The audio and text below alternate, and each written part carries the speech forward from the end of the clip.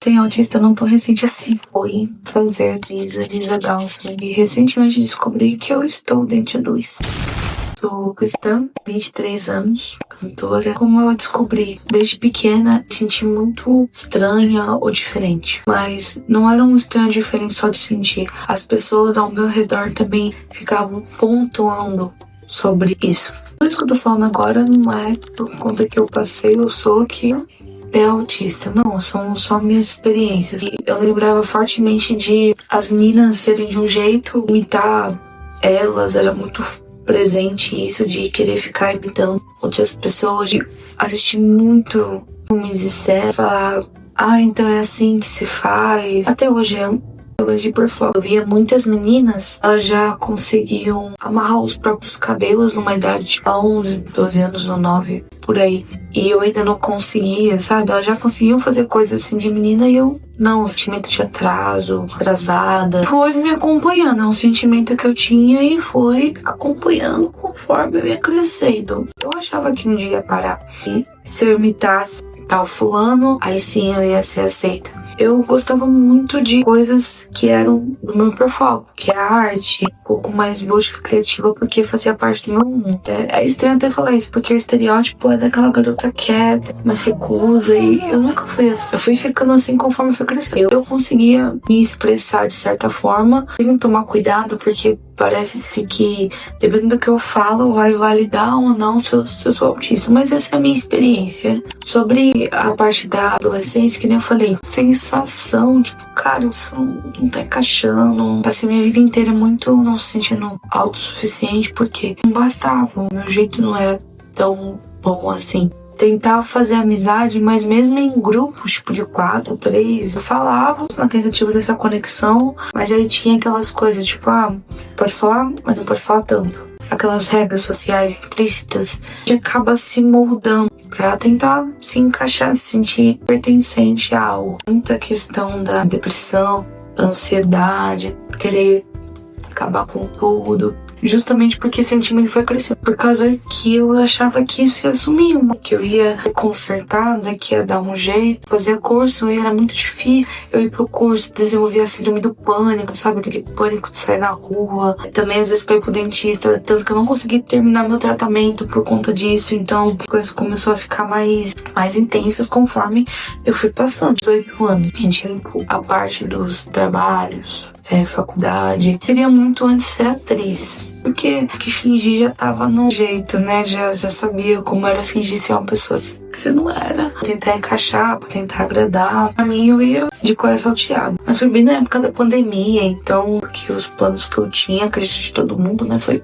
por água abaixo. Conforme os anos foram passando, as minhas habilidades sociais foram ficando cada vez menores. Então, na época, eu até desconfiei do autismo nessa fase. Mas ainda era Asperger, ainda tinha muito aquele estereótipo daquele autista, tipo Sheldon Cooper, menino, né? Mais baseado no que era ser um menino autista branco.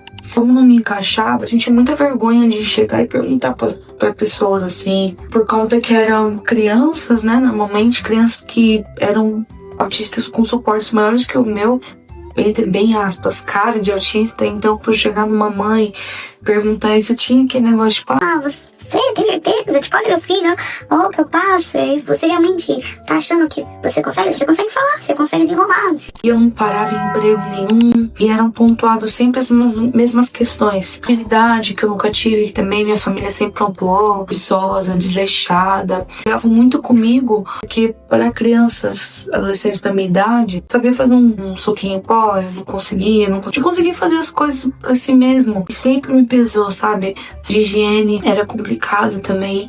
De verdade, a sensação que eu tinha era que eu era, tipo, o maior criminoso na Terra por eu ter dificuldades que outras pessoas não tinham. Essa autogerência de não conseguir, tudo organizado. Tipo, eu preciso das coisas organizadas, porque senão eu entro em pânico. Mas também não consegui ter essa execução, né? Tanto que depois eu soube que eu tenho a disfunção executivo. Foi a questão do trabalho, não consegui ser ágil pra fazer associar, entrar em pânico, sempre ir chorar no banheiro. Não conseguia assim trabalhar. O único convívio social que eu tinha, a igreja. Trabalho, igreja, casa. Ia me encaixar assim nos grupos e tal. No sentido de não falar com as pessoas, porque tem o tal do masking, né? Usar o masking. Eu começo a querer contar piadas. Não sei, me dá gatilho, tipo, sabe o rir de nervoso? Começo a querer, tipo, não é contar piada, mas, tipo, ser meio que irônico. Também o pessoal fala, a gente não entende ironia. Nem que a gente não entende ironia. Porque assim, o pessoal fala que irônico é engraçado porque a gente fala umas verdades. É absurdo, aí o pessoal ri, não entende muito. Mas enfim, tem que ser engraçado, mas é gatilho, tipo, é natural. Liderança, assim, sabe? Porque tem aquelas regras sociais implícitas e, pô, seria superior. Eu não entendo isso. Eu já tava com uma pessoa normal. Isso. Se a pessoa não tem uma estrutura pra isso, ela vai achar que eu tô sendo rebelde, que eu tô bater de frente com ela. Isso, novamente, eu 18 anos, achava que ia passar com 19, não passou. Casei, chegou com 23 anos de idade em 2026. Foi uma situação que chamaram eu pra conversar e eu achava que, pô, já vou fazer tipo 4 anos de casada, querendo ou não, a gente vai amadurecendo. Eu achava que já tinha parado isso. E novamente, fizeram uma reunião comigo e eu fui pontuada sobre as mesmas coisas. Falei, pra mim já deu. Durante todo esse tempo eu achava que eu era ruim, que tinha alguma coisa comigo, um espírito maligno, sei lá, que eu era ruim da situação. Não que tô falando que eu seja perfeita, não tô falando disso.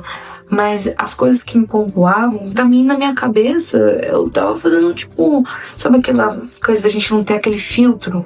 Não era maldade, é que às vezes o filtro nosso é meio furado. Tem uns buracos no nosso filtro, então às vezes a gente não pensa pra falar. Eu achava que eu tava tentando de verdade, me esforçando pra caber no padrão, pra conseguir fazer as coisas certas. E mesmo assim eu não me encaixava. E eu fiquei, mano, me esforcei. Você, talvez você seja autista ou não, mas saiba que tudo é uma energia. É o próximo vídeo que eu vou fazer aqui sobre isso. E eu, tipo, me transformei pra ser aquela pessoa que realmente queriam que eu fosse. E mesmo assim, isso não foi suficiente. Isso me atingiu muito, porque eu me esforcei pra caramba e não foi suficiente. Foi a gota d'água pra mim. E tomei coragem, fui atrás de uma pessoa que me orientou a buscar uma neuro.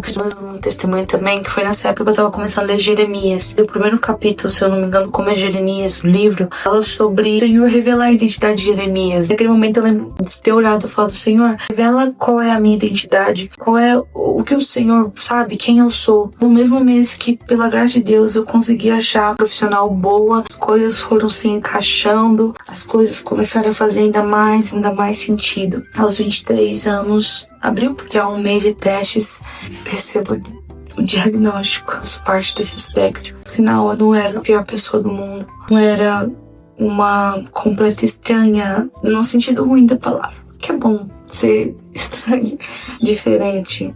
Só por pensar diferente, de ver um mundo diferente, eu não era a pior pessoa do mundo. Na minha cabeça, por já ter vindo esses estigmas desde criança, tipo, falando que eu não ia conseguir casar, nem, tipo, conseguir desenvolver por conta dessas minhas dificuldades de autodesenvolvimento, eu achava que eu não ia conseguir nada. Agora, de Senhor, eu estou aqui como mais um testemunho. Vou contar mais sobre pós-diagnóstico, né? Mas esse só foi o primeiro vídeo. É uma comunidade para os esquisitos, excluídos, estranhos que Jesus ama. Se inscreva, deixa o like. E é isso. Beijo.